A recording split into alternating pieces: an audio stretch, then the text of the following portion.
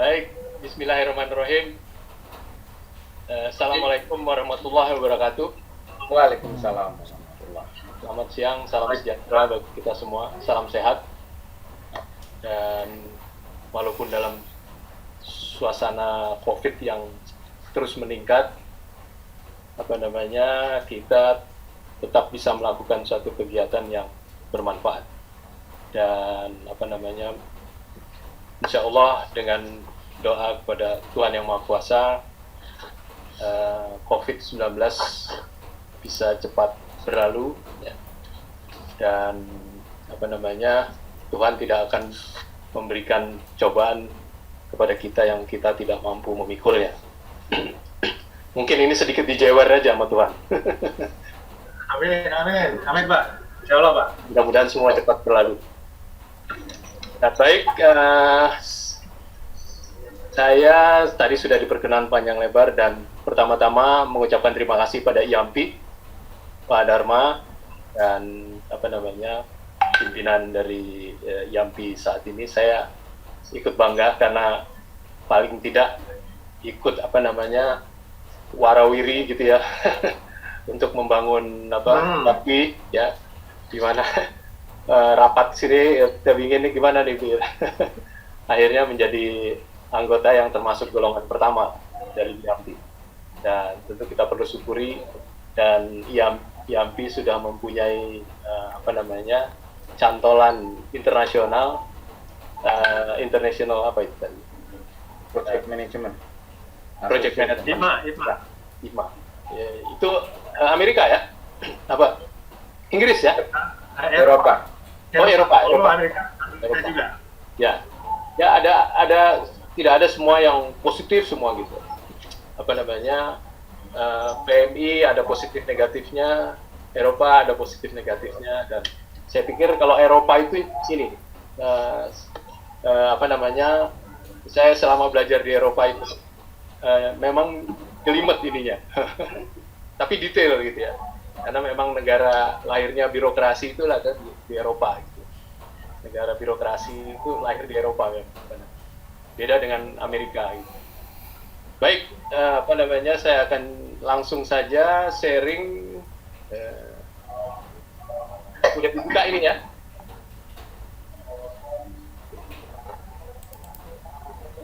Oke. Nah,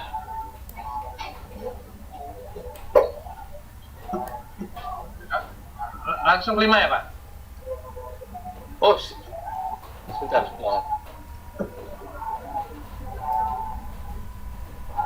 Ya. Baik. Ini begitu saya ditanya oleh IAMPI, Pak Tresna berikan suatu sharing tentang pengalaman dan pengetahuan yang diperoleh sampai saat ini. Ya, saya langsung menjawab, ya udah, manajemen perguruan tinggi.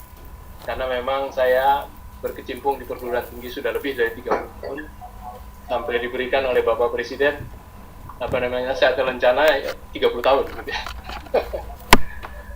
Dan saya sangat mencintai project management ya. Jadi di dalam perjalanan karir saya dan hidup saya, bahwa manajemen proyek itu merupakan suatu cara untuk membuat suatu cita-cita, suatu ide itu menjadi suatu kenyataan dan sukses. Baik itu di banyak proyek-proyek dikti ya, dengan World Bank ya, dengan JICA, kemudian dengan lembaga-lembaga internasional lainnya. Itu sesuatu yang tadinya merupakan mimpi bisa menjadi kenyataan dalam waktu yang tepat. Karena memang manajemen proyek itu didesain untuk suatu target value tertentu yang kita harapkan pada tahun sekian, kemudian dengan dana yang ada, kemudian dalam time scheduling yang kita tetapkan, itu bisa terwujud. Jadi sebagai contoh, saya memang ada satu program internasional yang bermula dari komunikasi internet saja ya. komunikasi internet antara saya di UI, kemudian ada teman Makilano di Filipina, kemudian dengan Profesor Arti di di Pisa, Itali, kemudian dengan Merida, Profesor Merida di Poteho atau Royal Institute of Technology Sweden, ya. Dengan juga kepala rumah sakit di Sweden pada waktu itu ikut join, dan kita berkomunikasi berlima, ya. Saya dari Filipina, kemudian Arti dari Itali, dan Merida dari Sweden, dengan satu lagi namanya itu Brian dari dari rumah sakit di Sweden. Nah, cita-citanya sederhana, hanya membuat satu program biomedical engineering. Karena UI itu biomedical engineering, kedokterannya unggul, maka ada fakultas teknik, apa yang unggul di situ adalah biomedical engineering. Di ITB sudah ada, tapi hanya nyempil di jurusan elektro, dan itu tidak akan bisa menjadi besar. Nah, cita-cita itu dalam 3 tahun terwujud, dan jadilah program S2 Biomedical Engineering. Nah, itu yang saya katakan bahwa suatu cita-cita yang membutuhkan dana besar, ya, karena UI tidak mempunyai uang besar itu, pemerintah juga tidak mau ngasih uang sebesar itu, tapi dengan gabungan kita bersama mikir, akhirnya kita bisa membuat satu perencanaan, membuat satu manajemen proyek, lalu disampaikan kepada EU, European Union atau Komisi Ekonomi Eropa, maka kita bisa mendapatkan dananya. Ya. Kemudian juga saya ingin mengambil contoh, gitu, bahwa lama saya ingin mengembangkan program Dirgantara di UI, tapi tidak jalan-jalan. Dan karena UI lebih konsentrasi ke program-program yang ekonomi sosial, dan teknik pun belum mau juga masuk ke dalam Dirgantara. Nah, sehingga ketika saya mendapat penugasan dari rektor UI, itu kayaknya UTP mau mengembangkan ini Dirgantara. Kayaknya Pak Tresna bisa bantu.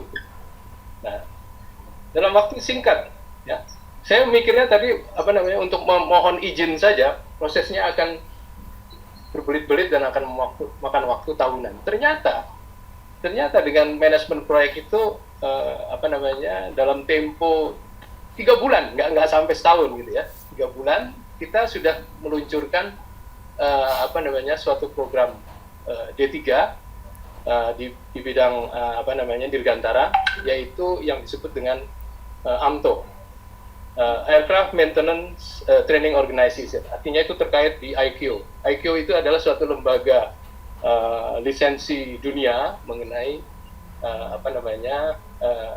pemeliharaan pesawat terbang.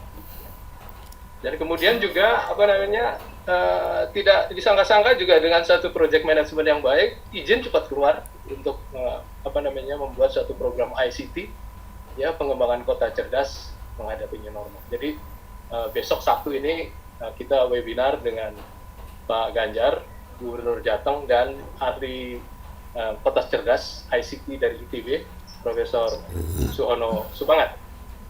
Nah, ini yang kita masih terus melakukan suatu proyek-proyek pengembangan ke depan, ya, baik itu di bidang tentu kalau Dirgantara sudah ini, turunannya dengan mudah kita bisa lakukan, apakah itu mechanical engineering, electrical engineering, dan seterusnya yang tadinya belum ada, ya. Jadi saya justru ingin membina teknologi Dirgantara di Solo yang belum ada, kemudian ICT kota cerdas di Solo yang belum ada juga. Jadi dari sesuatu yang belum ada kita coba ada. Jadi Kopertis mengatakan, wah, ini program yang pertama di di Jawa Tengah, ya, ICT kota cerdas, gitu kan. Nah, makanya Pak Gubernur sangat mendukung. Ini contoh bahwa dari suatu ide ngobrol-ngobrol akhirnya menjadi suatu kenyataan dan kita jalankan. Nah, Oke, kita mulai dengan perguruan tinggi ya. Perguruan tinggi itu suatu kawasan yang sangat unik ya, berbeda dengan industri atau jasa konsumsi ya. Dia merupakan satu lembaga pendidikan, riset dan pengabdian masyarakat tersier.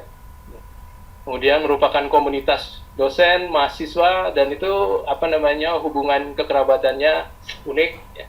Dan staf administrasi pendidikan dan staf pendukungnya. Waktu saya bergabung dengan Universitas Indonesia itu masih teaching university. Yang di kepala itu cuma mengajar, selesai. Ya. Penerapan ilmu dan teori kalau deskripsi. Ya. Ya, tidak ada suatu pikiran link kepada suatu pembangunan ekonomi nasional atau inovasi bagi suatu produk nasional. Ini saya mau menceritakan bagaimana dulu itu sebuah perguruan tinggi memberikan ijazah atau diploma, that's it ya, dalam berbagai disiplin ilmu ya. Dan karena lapangan kerja itu kalau ini iklannya juga demikian gitu, berijazah apa gitu ya. Dan waktu itu tidak harus belum seperti sekarang semakin banyak lulusan sehingga ada IPK, ada akreditasi perguruan tinggi, dulu nggak ada. Jadi lulusan perguruan tinggi S1 atau sarjana dan dalam berbagai disiplin ilmu, dan dia merupakan suatu public goods. Jadi kalau sekarang itu kan sudah sangat liberal, pendidikan itu sudah sangat liberal dan sudah merupakan mix antara public good dan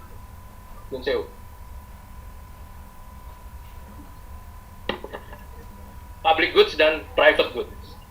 Jadi tidak ada dulu kelihatan sekali bahwa pendidikan itu adalah pure ya, public goods.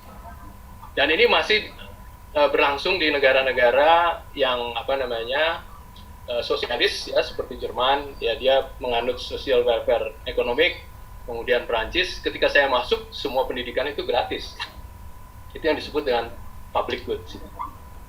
Dan kemudian ya sekarang itu sudah bergeser semua ke arah mix antara public goods dan private goods. Nah, pada waktu itu disubsidi ya. Dan kemudian paradigma baru ya. Perguruan tinggi sekarang berperan lebih besar lagi di masyarakat, berperan lebih besar lagi di komunitas, di bangsa dan negara, bahkan berperan di dalam global. Ya, jadi sehingga QS pun ya, suatu rating kualitas dari perguruan tinggi itu dilakukan secara global. Ya. Kemudian kita tahu bahwa kawasan perguruan tinggi itu menciptakan Science and Technology Park. Kita tahulah Silicon Valley ya, dengan jaringan University of California, kemudian Stanford dan sebagainya. Yaitu ada Silicon Valley di sana. Ini sebenarnya Science dan Technology Park. Tempatnya betul-betul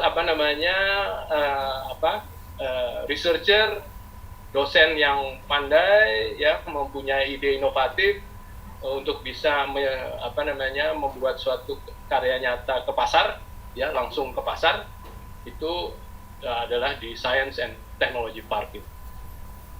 Dan kemudian UI sekarang relatif masih masih berjalan relatif barulah ya, yang disebut dengan DISTP, Direktorat Inovasi Sains dan Teknologi Park ya. Kemudian ITB juga sudah mempunyai suatu sains dan teknologi park. Nah, ini tujuannya adalah menumbuhkan ekosistem inovasi yang melibatkan pemerintah dan swasta. Tidak mudah memang ya untuk menciptakan triple helix ini. Nah, sekarang juga mulai ya, seperti yang tadinya konvensional saya jelaskan, itu perguruan tinggi yang mempunyai entrepreneurial atau entrepreneurship ini memiliki unit usaha jasa maupun industri barang ya, yang menghasilkan barang dan jasa. ITB memiliki LAPI, punya PT pertambangan, dan sebagainya. UI memiliki PT Daya Makaram. Ya. Kemudian ada juga PT Lemtek dan sebagainya. Ya. Itu adalah merupakan unit-unit yang sekarang menjadi bukan liberalisme, tapi lebih mempunyai kebebasan dan mempunyai status BLU, Badan Pelayanan Umum. Ya, jadi boleh memikirkan bagaimana pendanaan bisa mempunyai keadaan yang free, financial freedom di dalam keuangan. Oke.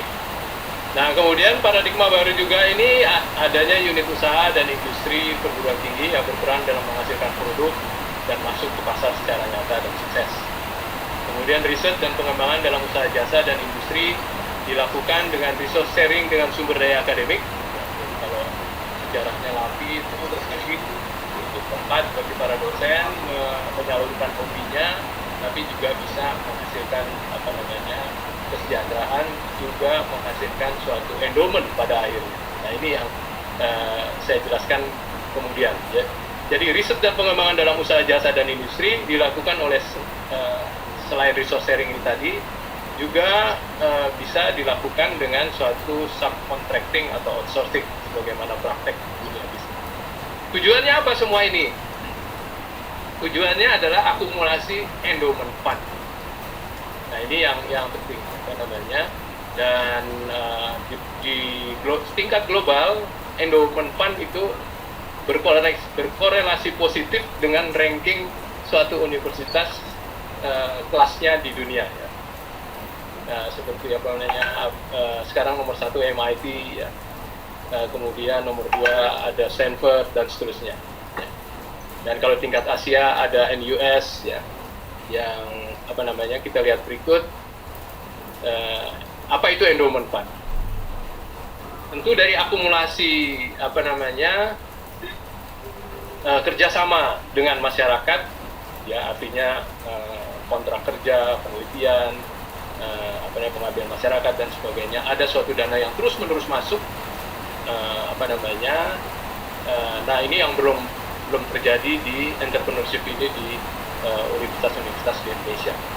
Dan abadi dengan akumulasi bunganya, ya, pemanfaatan dari endowment fund ini adalah beasiswa mahasiswa, seperti Caltech gitu ya. Caltech itu sekarang nomor 5 kalau nggak salah. Masuk Caltech itu tidak bayar, ya. Tetapi susahnya setengah mati masuknya. Tidak bayar, ya, tapi masuknya setengah mati. Karena yang masuk di sana adalah mahasiswa-mahasiswa yang pandai dan akan diberi biaya hidup yang tinggi, ya. Tapi mengerjakan proyek-proyek yang betul-betul elit, yang menghasilkan dana endowment bagi California Institute of Technology. Jadi mahasiswa mengerjakan riset dan pengembangan untuk perusahaan atau industri dari perguruan tinggi untuk menghasilkan dana kontrak kerjasama, menambah endowment. Kemudian mahasiswa mengembangkan produk atau jasa baru atau startup, ya, yang menjadi inkubasi bisnis perguruan tinggi yang akhirnya berkembang menjadi cash cow atau endowment bagi perguruan tinggi. Nah, ini adalah peluang-peluang untuk menciptakan suatu program-program, ya, di dalam rangka target finalnya itu adalah endowment yang kuat sehingga betul-betul inovasi bisa berjalan dengan secara bebas dari segi keuangan. Nah, ini menjadi ukuran keberhasilan sebagai entrepreneurial university, ya. Menjadi ukuran keberhasilan perguruan tinggi menghasilkan produk dan jasa, ya, untuk masuk ke pasar dengan suatu ROI yang tinggi. Menjadi ukuran keberhasilan perguruan tinggi memiliki staf akademik, researcher, dan lulusan yang inovatif dan entrepreneur. Nah, kita bisa lihat endowment fund, universitas-universitas itu membuka datanya dengan sangat ini terbuka. Endowment fund di Singapura 2019 itu adalah 5,9 billion, ya, US dollar. Jadi ini sekitar 80 triliun NQ, Nanyang, ya. Dan ini belum termasuk donation yang juga berhasil diperoleh. Nah, ini membuat perguruan tinggi di Singapura untuk program strategisnya tidak selalu tergantung pada pemerintah. Dia dengan cepat seorang mahasiswa Indonesia yang mempunyai ide untuk hal penting di dalam mendeteksi pergerakan manusia, itu segera didanai tanpa menunggu waktu yang lama, ya, langsung ditutup dananya dan dilakukan penelitian. Dalam beberapa bulan sudah dihasilkan teknologi yang sangat berguna. Nah, ini maksudnya program-program strategis tidak selalu harus tergantung pada pemerintah. Kalau kita masih menunggu, nanti deh, tunggu dana hibah dulu turun dari pemerintah baru kita ajukan. Gitu. Nah, harusnya kalau ada program ide yang luar biasa, dalam segera besok ACC saja itu gitu, dan itu dilaksanakan dan kita bisa menghasilkan segera prototip yang diperlukan. Nah, ini yang dimaksud dengan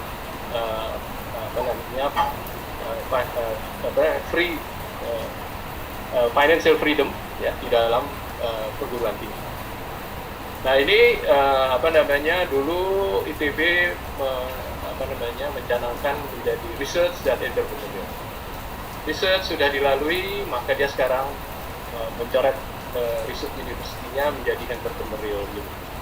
Memang adalah puncak dari keberhasilan suatu universitas itu kalau dia sudah merupakan suatu entrepreneurial university. Artinya dia sudah berperan menghasilkan jasa dan barang yang langsung masuk ke pasar. Nah, ini suatu entrepreneurial university. UI masih mencantumkan research dan entrepreneurial.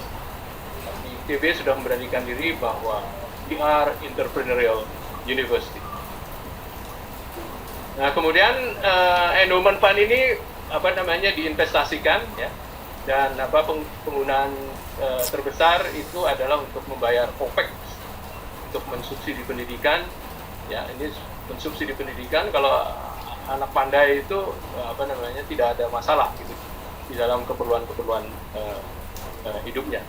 Penggunaan terbesar lainnya adalah untuk beasiswa, pendanaan proyek riset, dan mendanai overseas internships. Jadi seorang mahasiswa di Harvard itu sebenarnya nggak banyak dia berada di kampus Harvard. Dia banyak berkeliaran di Afrika, di nanti saya tunjukkan gitu ya. Di di negara-negara berkembang untuk melakukan suatu peran volunteerism dari perguruan tinggi, ya. Nah, ini kan memerlukan biaya yang sangat besar. Jadi seorang intelektual itu adalah diukur dari kemampuannya untuk memecahkan masalah-masalah pada tingkat yang marginal. Ini dilakukan oleh Harvard dan sebagainya, ya. Untuk meningkatkan moment of truth, ya, knowledge dan experiences di dalam learning. Nah, ini semua memerlukan dana besar, ya, kebebasan finansial, perguruan tinggi untuk pengalaman inovasi dan belajar mahasiswa dan dosen semaksimal mungkin di dalam dan di luar negeri. Nah, itu suatu orientasi bagaimana paradigma pembangunan atau pengembangan perguruan tinggi saat ini. Nah, tentu ada hal-hal yang dalam praktek ini kita mau masuk di klaster di mana. Apakah kita mau masuk di US dengan 10 besar? Tidak mungkin, ya. Dan kemudian kalau kita perguruan tinggi di dalam negeri ada klaster ini, ya. Klaster 1 14 perguruan tinggi, klaster 2 72 perguruan tinggi, dan seterusnya. Ada cara mengukurnya, ya. Nah, sehingga di dalam project management ini harus diterapkan, ya. Jadi betul-betul kita ukur, kita realistis di mana kita bergerak. Nah, tapi dengan akurasi di dalam data ini, kita akan bergerak secara akurat dan mencapai tujuan itu sesuai dengan waktunya dan mencapai apa yang kita cita-citakan, ya.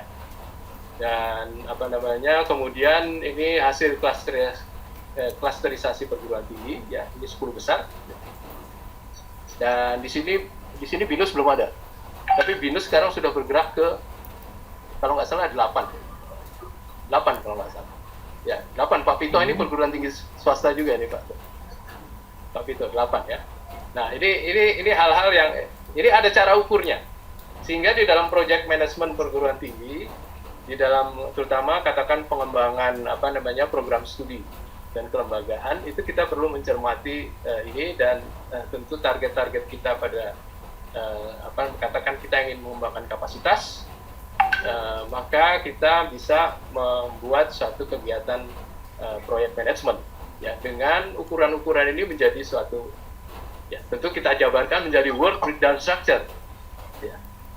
Katakan untuk mengembangkan ini semua, maka work breakdown structure menjadi apa? Ada konten dan kurikulum, ada SDM, ada infrastruktur dan sebagainya. Itu work breakdown structure ya. Kemudian ini contoh semua penuh dengan kegiatan proyek di dalam universitas-universitas ini untuk tetap bisa bertahan ya. Ini 10 ini tidak ada yang keluar-keluar gitu ya. Cuma bergerak naik, satu turun dan seterusnya. Ini internasional atau global ya. Dan ini nasional pada tingkat dunia. Jadi kita itu paling tinggi adalah nomor 254. Kita 200 besar pun susah gitu ya, 200 besar, dan tentu kita harus mempunyai target dari pemerintah untuk mendorong ke 150 besar dan 100 besar paling tidak. Baik, dan tentu ada QS kriteria ya. Sebenarnya ini semua gamblang ya, academic reputation, employer reputation. Yang saya heran juga banyak sekali perguruan tinggi kita di dalam website-nya itu tidak mengekspos ini gitu ya, academic reputation-nya, employer reputation-nya. Jadi bagaimana peran dari UI itu mengangkat researcher-nya atau dosennya ke kancah dunia. Harusnya begitu dibuka, ini keluar semua di web gitu ya. Kemudian faculty student, international faculty, international student, citation per faculty ya. Sebenarnya kalau dilihat satu-satu seperti kata Pak Dharma gitu, kita nih tidak pandai membuat profile dokumen secara lengkap. Jadi sebenarnya ini terungkap di dalam web kita dibuka gitu, sehingga kalau QS buka web UGM, UI atau harusnya ini semua sudah tidak perlu didatangi atau diminta suatu kepada agent mengenai UI, dan itu sudah terungkap di sini. Nah, ini yang merupakan tantangan di di dalam perguruan tinggi kita. Kemudian elemen proyek pengembangan perguruan tinggi yang secara worldwide itu adalah konten, teaching, learning, research dissemination dan sebagainya. Kemudian ada 7 kriteria. Ini regulasi gonta-ganti ya. 2015-2018, visi misi, kemudian tujuan dan sasaran, tata pamong ya dan sebagainya. Mahasiswa dan lulusan, sumber daya manusia, kurikulum pembelajaran, suasana akademik dan seterusnya. Jadi di dalam di dalam pengembangan universitas kita wajib mengacu kepada 7 kriteria ini pada masa ini ya, 2015-2018. Kemudian sekarang sudah berubah menjadi 9 kriteria, lebih banyak lagi ya. Dijabarkan di negara maju simple. Kalau kita lihat dari QS saja tadi itu simple ya. Tapi di Indonesia berusaha menjabarkannya. Mungkin untuk memudahkan reviewer atau auditor dari badan akreditasi nasional ini, supaya gampang nanti ininya. Nah, padahal kayak saya ikut training untuk untuk auditor perguruan tinggi di ABET di Baltimore ya, belum lama itu. Saya melihat mereka melakukan itu simple saja gitu ya, tidak dia sangat taktis menanyakan hal-hal yang perlu ditanyakan, dan dia sudah pelajari betul dari data web dan sebagainya. Kemudian untuk re-evaluasi kembali dari itu, pertanyaan yang simple ya, tidak dengan borang-borang yang begitu banyak menyulitkan. Akhirnya kerjaan dosen ngisi borang terus gitu, habis waktunya ngisi borang gitu ya. dan sehingga betul-betul tidak efisien. Nah, ini yang perlu juga pendidikan tinggi melakukan suatu pembenahan. Kemudian 5 langkah implementasi manajemen proyek di perguruan tinggi itu adalah memang harus set clear expectation, ya, karena begitu kompleksnya tadi, ya, tidak mungkin semuanya bisa kita katakan 5 tahun ke depan kita mengharapkan betul-betul mahasiswa kita terkenal. Membuat mahasiswa terkenal. Nah, di situ kita kalau membuat mahasiswa kita terkenal, marilah kita duduk sama-sama untuk membuat clear expectation tadi, ya, menjabarkan langkah-langkah konkretnya apa saja, activities konkretnya apa saja, ya. Kemudian berikutnya adalah mengkolek the right data. Itu tadi, ya, untuk kita betul-betul pada tahun sekian, ini kriterianya, ini ukurannya. Kita mau saat ini kita ukurannya sekian, ya, supaya kita pada posisi itu, pada aspek kemahasiswaan, maka kita harus betul-betul mencapai performance ini di dalam 5 tahun ke depan. Nah, kemudian ini sangat penting, ya, untuk menemukan the right resources, karena dosen itu, ya, dia bukan orang yang berbudaya management of change, ya. Ini sangat penting. Jadi ada satu statement dari ahli manajemen proyek di dalam manajemen proyek perguruan tinggi, ya. Dosen atau educators itu adalah bukan merupakan orang yang betul-betul mempunyai DNA management of change, ya. Bahkan mungkin sangat konservatif. Ya, seperti seperti, ya, mudah-mudahan sekarang sudah lebih banyak lagi yang selain dosen juga mempunyai suatu jiwa seperti Renald Kasali, ya.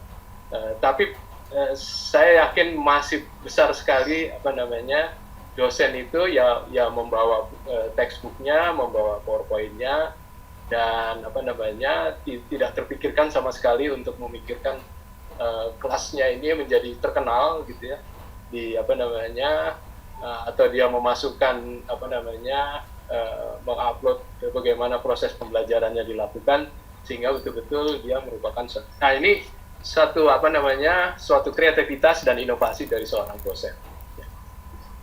Kemudian selain menemukan resources-nya, artinya betul-betul di dalam manajemen proyek itu kita memilih champion dari dosen-dosen yang betul-betul mempunyai DNA terhadap perubahan, dan kemudian juga supporting person-nya, people-nya maupun infrastrukturnya. Kemudian kita juga mengidentifikasi stakeholders yang terkait, ya, kalau urusan mahasiswa, stakeholder-nya tentu dengan pengguna daripada lulusan dan sebagainya. Kemudian kita mengkomunikasikan dengan project manager yang lainnya, karena pasti ada project manager lainnya yang bersifat katakan infrastruktur, bersifat SDM dan sebagainya, itu perlu melakukan suatu integrasi project management. Nah, ini yang successful project management ini betul-betul bisa merubah the future of higher education. Nah, sekarang saya ingin memberikan suatu contoh, ini adalah suatu keadaan universitas yang saya pimpin sekarang, ya.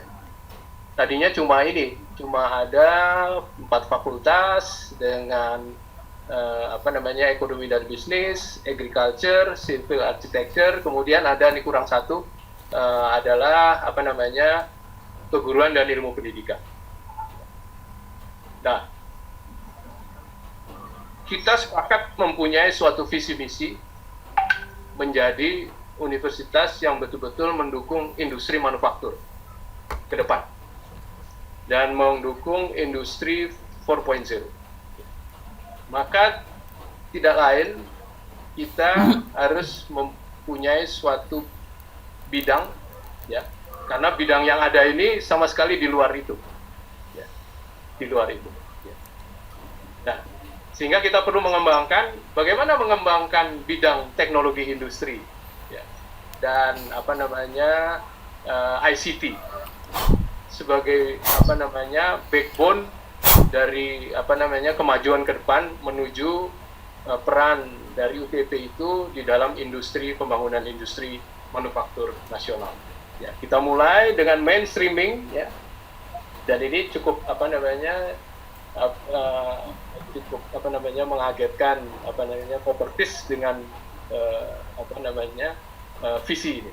Ya, kita buka namanya Dirgantara, kita buka namanya ICT. Ya, kenapa Dirgantara? Karena nanti dengan mudah kita membuka mechanical engineering, aerospace engineering, ICT engineering, electrical engineering, dan industrial engineering. Maka lengkaplah dia menjadi suatu penguatan bidang teknologi. Kemudian bagaimana yang lainnya? Lainnya akan didukung oleh ICT, ya, yang tadinya agriculture-nya klasik, ya, kuno, dan kemudian civil juga ini kita dukung dengan ICT. Ya, dengan ICT maka ada penerapan agriculture 4.0, ada economic and business 4.0, ada civil and architecture 4.0 ke depan. Nah, ini sebagai contoh mimpi, ya, mimpi, dan sudah jadi kenyataan, ya, sudah kita launching. Di aspek ini kita akan 2021 akan melangkah ke mechanical engineering, ya.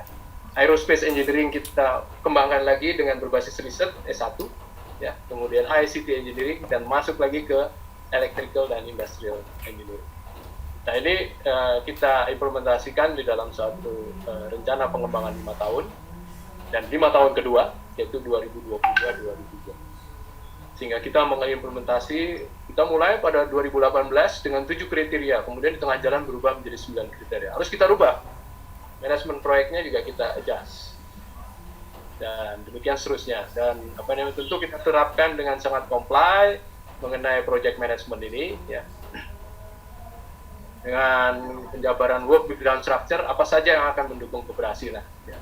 Fasilitas, SDM, akademik, penerimaan mahasiswa baru, penjaminan mutu, kerjasama dan kemitraan. Dan kemudian kita mempunyai master schedule, ya, dan kebutuhan manpower dalam persiapan, ya, yang kita butuhkan, yang merah ini masih kita cari, ya. Dan kemudian master schedule, dan selalu kita monitor, dan betul-betul sekarang sudah tidak ada batas ruang dan waktu, sehingga monitoring kemajuan progres itu bisa kita lakukan dengan Zoom dengan cepat. Jadi dulu kita selalu terbatas ruang dan waktu sama availability, sekarang sudah menjadi terbiasa dengan virtual meeting. Maka untuk project management sangat menguntungkan untuk bisa melakukan langsung positioning pada suatu saat di dalam project management ini, ya. Dan budaya minutes of meeting menjadi mudah kita lakukan, dan availability lebih tinggi di dalam Zoom meeting itu. Dan banyak sekali program yang perlu kita jabarkan secara keseluruhan yang terintegrasi, ya. Ada 1, 2, 3, 7 paling tidak program studi baru yang akan dikembangkan, dan tidak meninggalkan, ya, tadi kita kembali ke sini, tidak meninggalkan program studi yang lama. Dengan adanya ini bergerak ke atas, ya, yaitu menjadi economic and business 4.0, agriculture 4.0, civil and architecture 4.0. Sehingga bukan main nanti kalau sudah ada di sini, entrepreneurial university akan terwujud dengan link industry. Nah, ini ya, ini maksudnya link industry. Jadi dari aerospace, mechanical, electrical, industrial engineering, dan ICT, ya, dengan overlap di sini adalah program studi yang lama, pertanian, pendidikan, olahraga, dan sebagainya, itu menuju kepada perwujudan secara nyata industri-industri jasa dan industri manufaktur. Jadi dalam waktu dekat kita sedang negosiasi akan membuka industri assembly.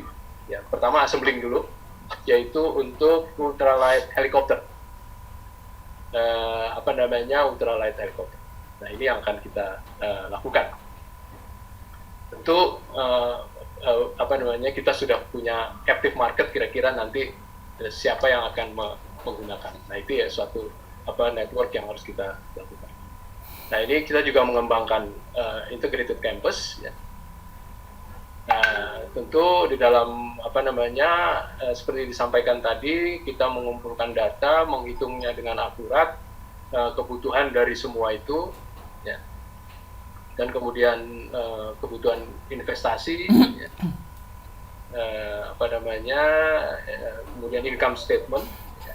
Maka kita akan membuat link industry, memperkirakan bagaimana dari segi keuangan untuk balance sheet dan cash flow yang harus kita perhitungkan dengan cermat dan kita adjust berjalan dengan waktu, ya, sehingga untuk pengembangan seluruhnya ini kita bisa lihat suatu project summary dari itu semua. Nah, tentu yang paling sulit project management itu tidak mengganggu suatu scheduling kegiatan akademik yang sudah berlaku secara nasional dan diatur oleh pemerintah. Ya. Ini uniknya project management di dalam perguruan tinggi, ya. Apalagi mendesain suatu program. Saya ingin memberikan contoh, ya, bahwa menanamkan budaya manajemen proyek pada dosen dan mahasiswa untuk merubah DNA dari sivitas akademika, bahwa manajemen proyek itu adalah merupakan sesuatu tools untuk membuat apa yang semula menjadi dream kita atau cita-cita kita menjadi suatu kenyataan, ya. Dan supaya semuanya itu selalu berjalan dengan suatu resources yang ada, ya, dengan dana yang disediakan universitas yang ada, dan kemudian target pembelajaran yang ingin dicapai, ya, dan juga waktu yang ditargetkan, ya. Jadi knowledge, skill, attitude dari proses pembelajaran. Ini saya ingin memberikan contoh, ini mahasiswa saya yang luar biasa. Setelah pengembangan itu kita dapat menghasilkan suatu proses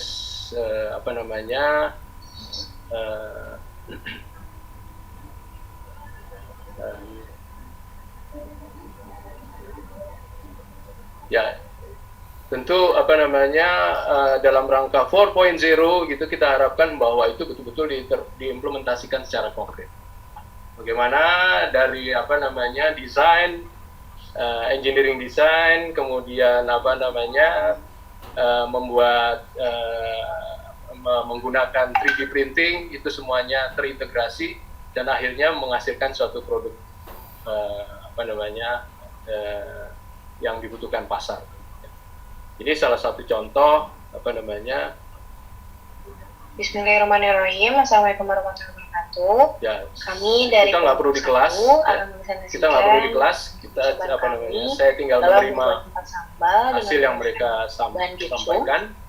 Di mana kelompok satu ini terdiri dari Kang Pascal. Ya. Adapun yang akan kita bahas pertama adalah desain dan mold, kemudian pencetakan mold, dilanjutkan dengan itu panitia ada suara masuk ya? Ada suara dari panitia Pak Dharma ini, Pak. Tolong itu ada suara Bu Visi itu masuk tuh. Desain part dan mold diawali dengan desain part. Apa ini? Di mana di sini desain part di. Bentar Pak, lagi saya cek nih Pak. Ya. Jadi dengan cara ini saya bisa betul-betul memberikan penguasaan pada 4.0 di mahasiswa. Selanjutnya kita pilih fiturnya. Oke, Pak. Yang digunakan adalah Iya.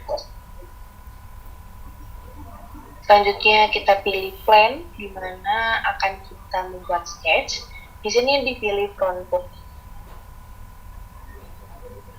Dan kita ini hanya sketch satu contoh saja, ya, dengan cepat saya kemudian Setelah itu kita memilih RevoCAD untuk membuat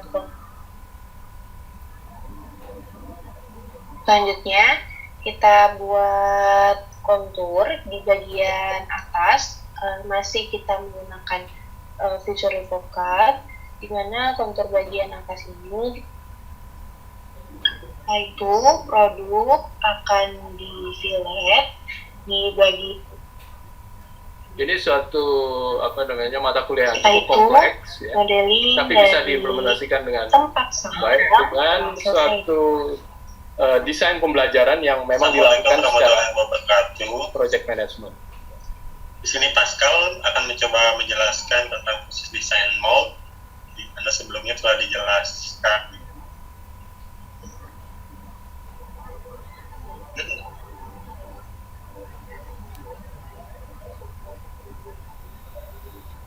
Proses pencetakan mold dengan 3D print. Yang saya akan bahas adalah peralatan dan bahan yang akan digunakan.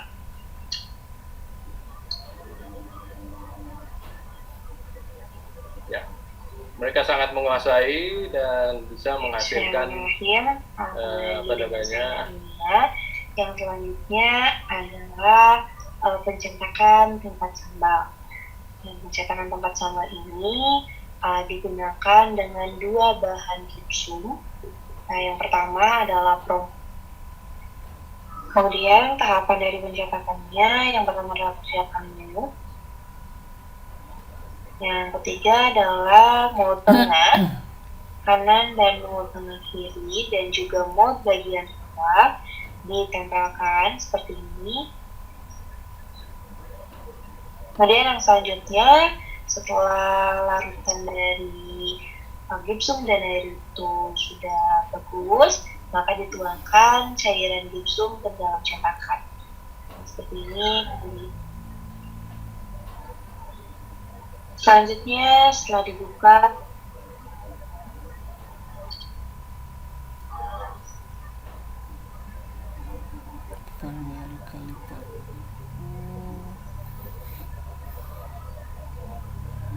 ya.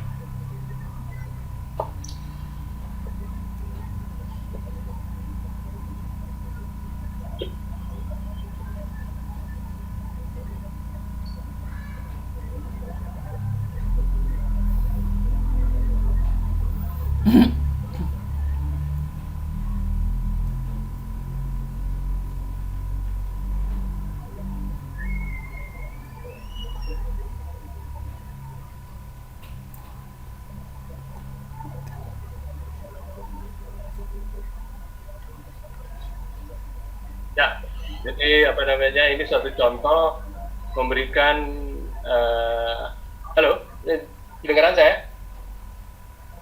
Kedengaran Pak, silakan Pak. Kedengaran.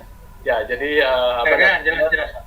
Jadi mendesain atau mengembangkan suatu proses pembelajaran betul-betul rundown-nya, kontennya, pengetahuan yang akan diperoleh oleh mahasiswa dan kemampuan soft skill dari mahasiswa itu betul-betul kita pikirkan dan akhirnya menghasilkan sesuatu yang betul-betul perubahan kepada lulusan dan betul-betul siap menghadapi satu perkembangan dari industri manufaktur ke depan ini membuat kita lihat bahwa untuk membuat komponen-komponen APD itu sudah menggunakan 3D printing.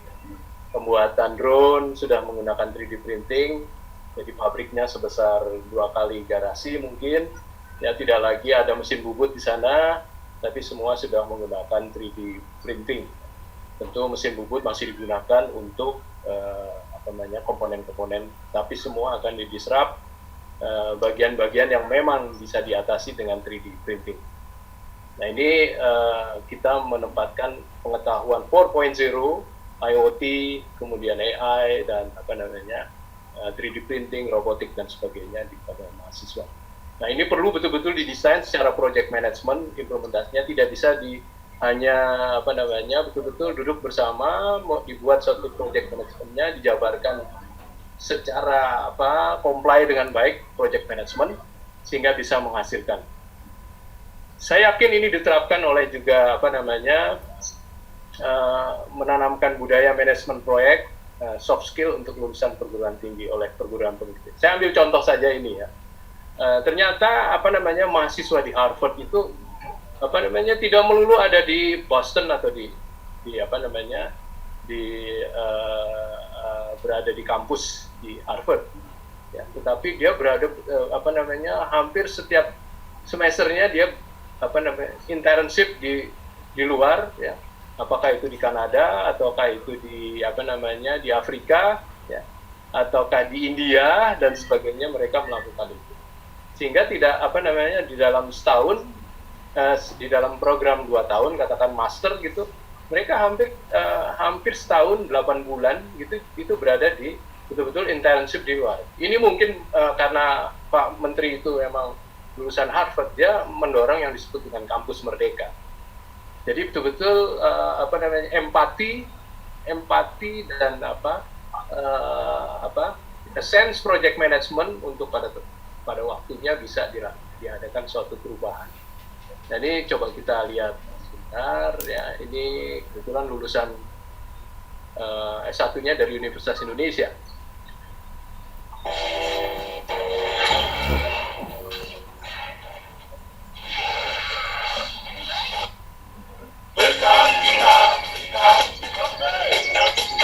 Kedengeran ya? Gambarnya nggak keluar Pak Lesna. Ya. Gambarnya sudah keluar. Gambar belum keluar. Nah, ini adalah seorang alumni dari Harvard University yang dia tidak mendapatkan pengalaman belajar itu ada di Harvard, tapi justru di luar, di Tanzania, memperbaiki atau menggunakan improvement di dalam kesadaran ya sebenarnya boleh dibilang kesadaran higienis. Akhirnya sampai di Tanzania. Gambarnya nggak keluar Pak. Gambarnya nggak keluar. Gambarnya nggak keluar. Hanya musiknya aja. Oh gitu, nggak keluar gambarnya? Nggak. Rada-rada mewah ya, walaupun di Afrika. Oh sorry, saya belum share tadi. Tapi nanti Oke. Sebentar ya Pak. Oke Pak. 2 hari bakal pindah ke yang lebih dulu ya. Nah, Please welcome Asante means thank you. What is it again? Asante? Asante. Asante. Means thank you. Alright, Asante. sekarang masuk nggak Pak? Belum. Belum juga? Belum. Oke, sebentar. Kita jadinya rada-rada mewah ya, walaupun di Afrika. Tapi nanti bakalan pindah sih, jadi nggak di sini terus-terusan. Setelah 2 hari bakal pindah Masuk ke nggak? yang lebih dulu ya. Keluar yang sekarang. Masuk ya Pak? Please welcome Masuk. Masuk Pak Dharma? Oke, saya ulang dari sini. Masuk Pak. Udah masuk ya? Ya, ini saya kasih contoh gitu ya, bagaimana desain pembelajaran di Harvard. Tidak melulu mahasiswa di Harvard itu adalah melakukan kuliah di Boston, tapi hampir sampai 8 tahun dia berada di luar. Ya, apakah itu di Afrika, apakah itu di India, dan sebagainya. Salah satu contoh orang lulusan ini, dia melakukan internship di Tanzania untuk suatu proyek public health. Nah, itu moment of truth ini yang diharapkan ya, pengalaman belajar secara nyata dan melakukan suatu proyek dengan dana yang diberikan Hotelnya ya, ini hotel advisor jadi jadinya rada-rada mewah ya, walaupun di Afrika. Tapi nanti bakalan pindah sih. Setelah 2 hari bakal pindah ke yang lebih dulu ya.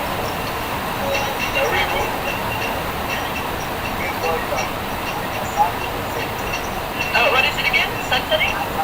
Asante. Alright, Asante. Asante itu bahasa Prancis.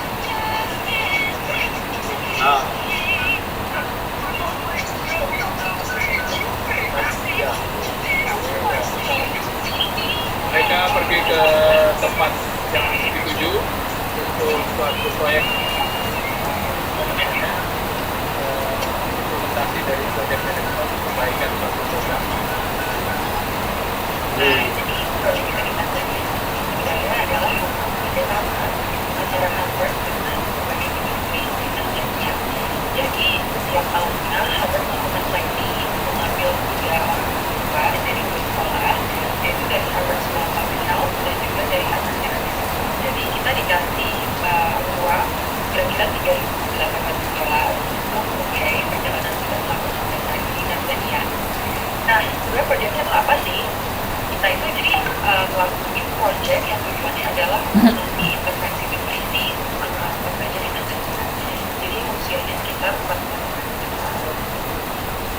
Proyeknya ini hasil kerjasama dari berbagai stakeholders. Kemarin kita juga meeting sama mereka selama 3 hari full. Jadi meetingnya dengan Ministry of Agriculture, Ministry of Health, dan juga Ministry of Education. Terus ada juga dari International Department of Health, ada dari University of Oklahoma, dan ada dari UNICEF. So what kind of foods and project was that? Natural vegetables. Melinda, what is that?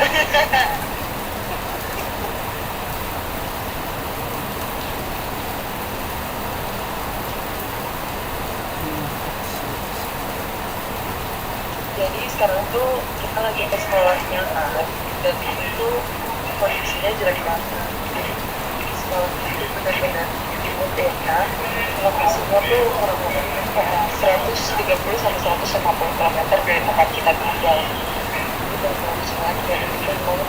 Terus isu yang paling berat di sini adalah isu availability dari air. Jadi makanya toiletnya jelek banget, terus mereka nggak punya air bersih untuk minum.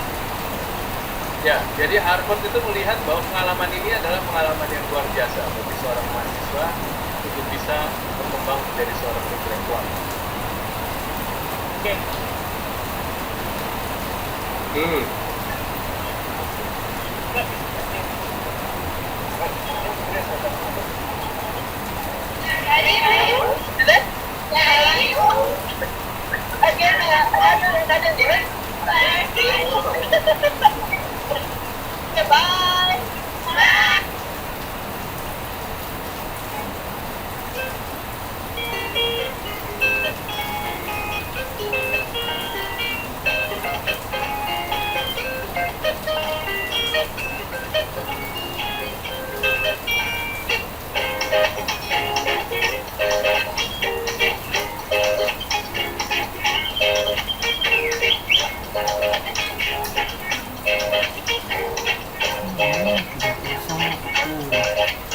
Ya, ini yang dimaksud kampus merdeka oleh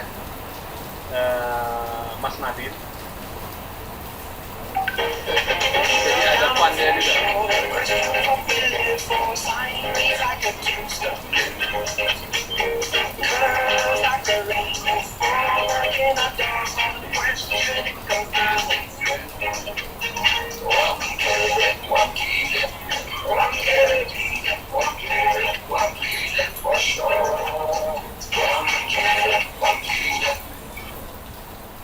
Berapa US dollarnya nggak berlaku di sini kalau tahunnya di bawah tahun 2000, jadi harus ganti dulu udah di exchange. Terus kita naik mobil, kita naik mobil bertiga.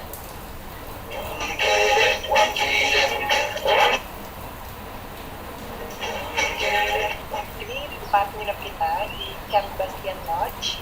Jadi ini tempat nginepnya deket banget sama si Mikumi National Park. Kira-kira cuma 10 dan untuk makan, transportasi.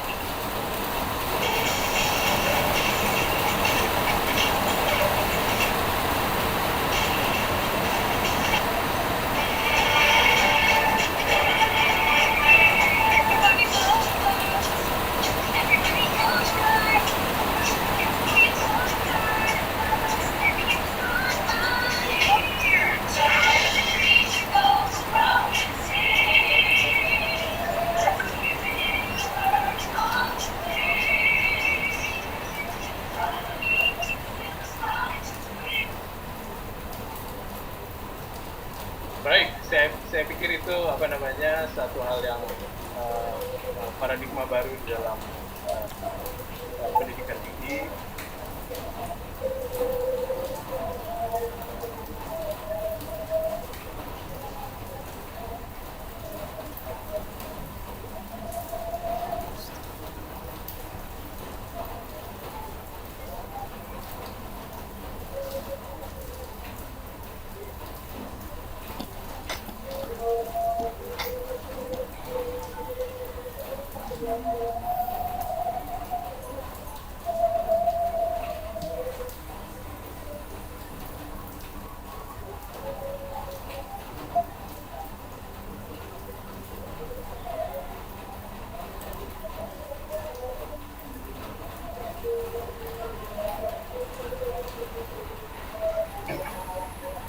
Baik, kelihatan ini saya Pak?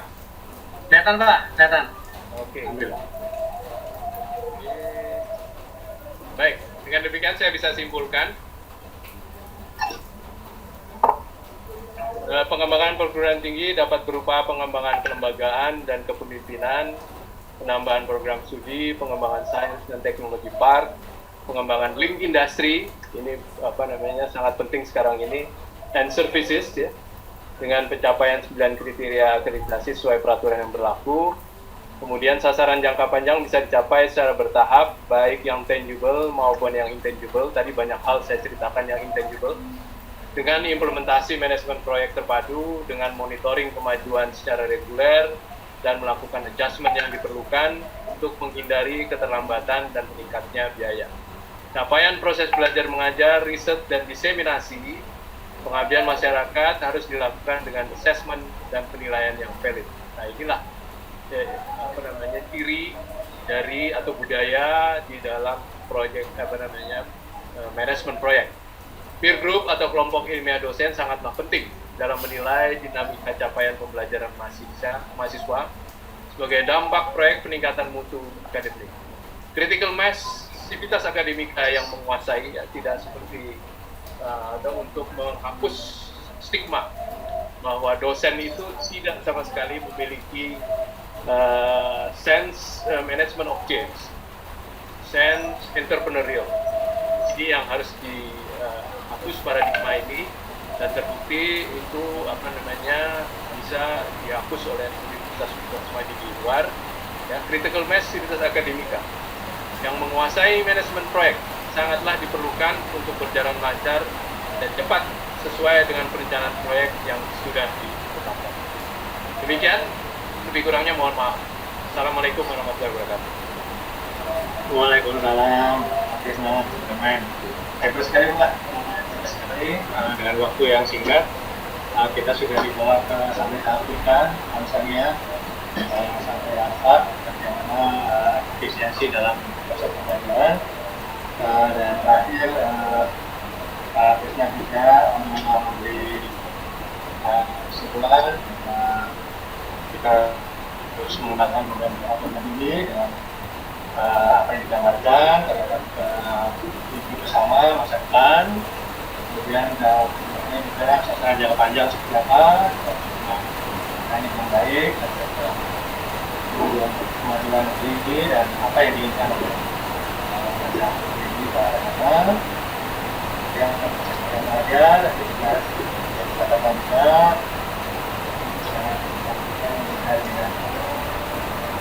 ada di kelompok desain ini supaya menjadi satu jaringan untuk diri dalam cari saing Pak.